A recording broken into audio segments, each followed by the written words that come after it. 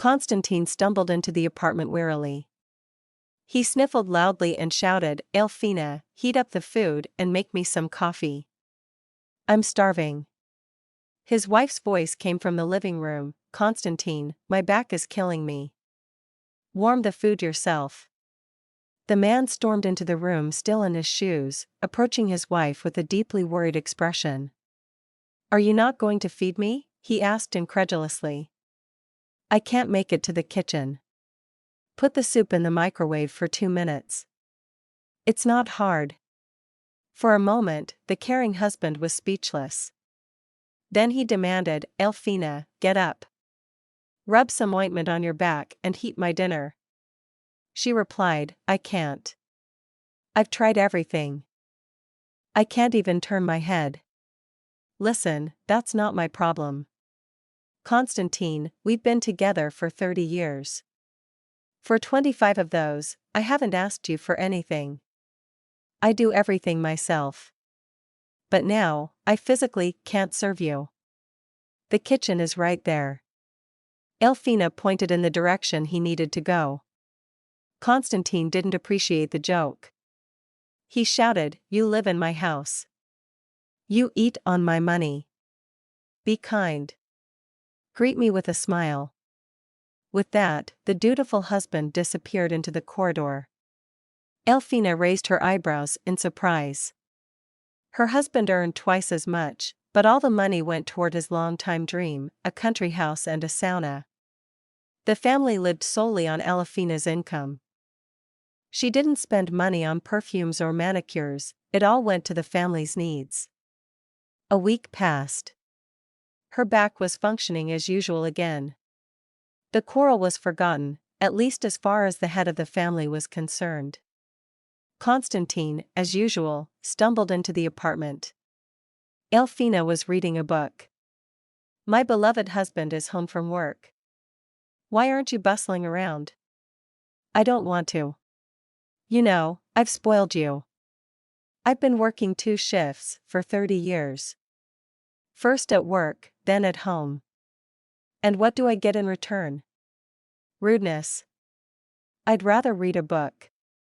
Konstantin silently changed into old clothes.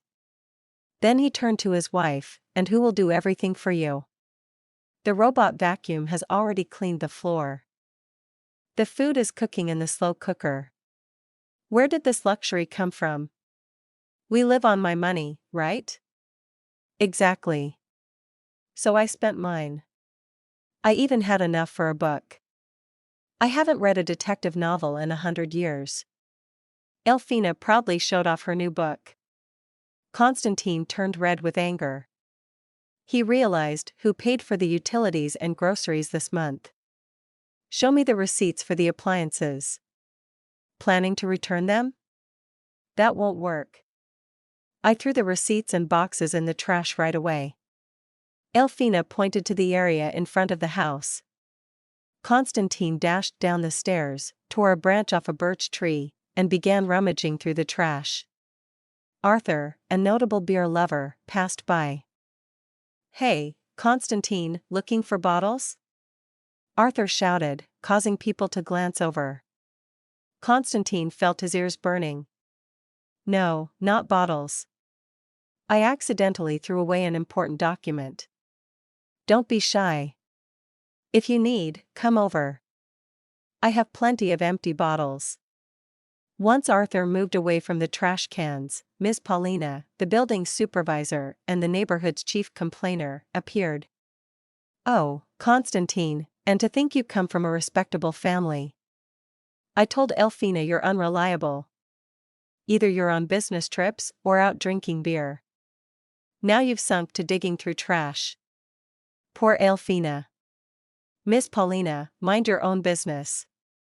I lost important documents. I threw them away by accident." Konstantin had nearly given up on finding the receipts when he spotted a box under a giant black bag. Such a bag couldn't be moved with a thin stick. He gathered his willpower, grimaced, and pushed the bag aside with 2 fingers.